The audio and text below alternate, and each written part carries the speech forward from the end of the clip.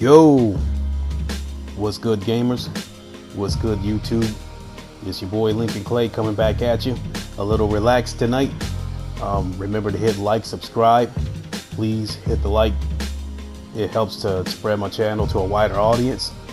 Please hit the bell icon so you can get notified whenever I put out content. I would really appreciate it.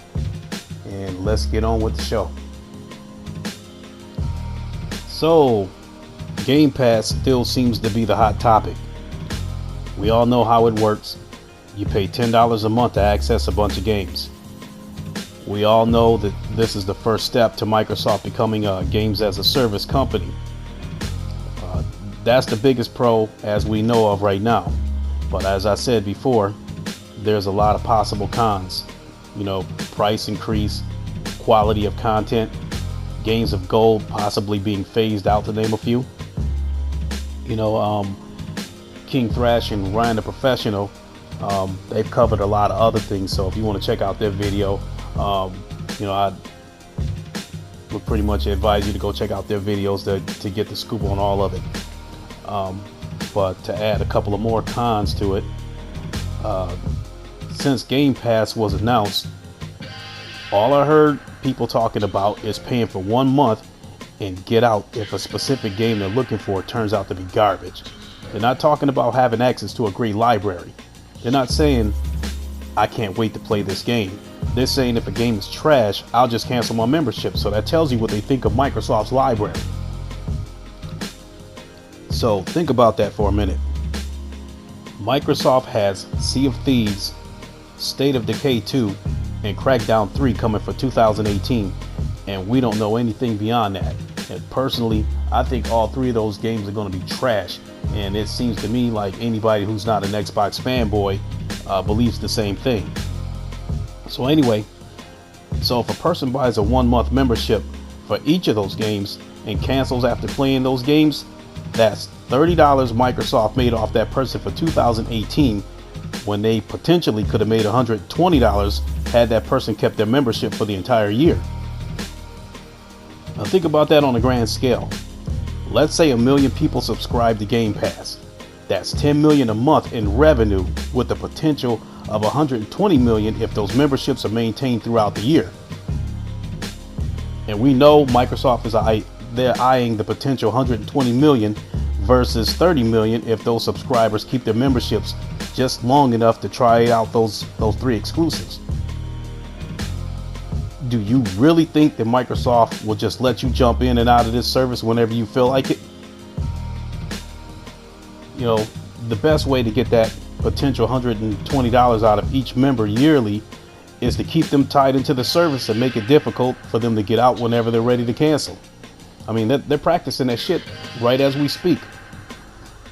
I said it before, a couple of years ago. I bought a 1 month membership of Xbox Live from the Xbox dashboard. And I figured that would hold me off until I get to the store to buy a 1-year membership. Well, I forgot about it, so it goes into the second month, and it automatically renews and charges me for a second month. So at that point, I go into the dashboard to try to shut off the auto renew and remove my credit card information from the dashboard, and it wouldn't let me do it.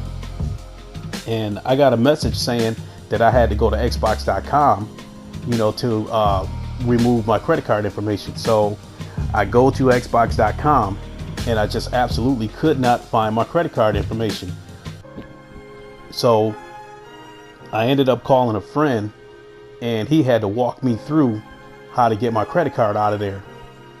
And I said it before, my credit card was buried so deep into that website that it was obvious their plan is to make you give up and just continue to go ahead and give them that monthly, $10 a month or whatever it was for the 1 month membership.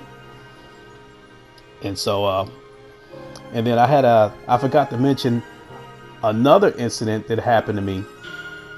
I had two $25 3-month memberships for Xbox Live. So I used the first one. I put the code in, redeemed the code for the first 3 months. Well, when the 3 months was up, I went to go put the code in for the second card for the second 3 months, and it wouldn't let me do it. And I didn't know what was going on. So I finally broke down and said, okay, I'll buy another 1 month membership from the dashboard.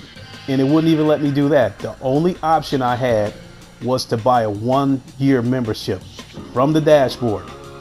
The Xbox would not accept that code, for the second 3 months that I had. So they basically forced my hand and forced me to buy a 1 month membership. So if they're going to do that to Xbox Live, do you really think for 1 minute that they won't pull that shit on Game Pass? And so, some other bullshit that I could see Microsoft pulling is the $10 a month that you pay would be a standard membership, and you have access to base games. So for $15 a month, you would get a gold membership, and that gets you access to downloadable content for all games. I can see them pulling some shit like that. $10 only gets you access to the base game, but for another $15 a month, then you get access to all the DLCs, not to mention all the bullshit microtransactions you're gonna have to deal with within this game. And then, as I said, once they get enough people locked into this shit, they're gonna make it hard for you to get out. So, I mean, it's like I said, if they let people jump in and out, they would probably get only half or even 1/4 of the potential yearly revenue that they're staring at. And we know how Microsoft thinks. They're trying to get every single dollar out of every single person. They're trying to get 100% potential out of you instead of 25 or 50% of it. So, what do you think? Will Microsoft put a catch in somewhere down the road?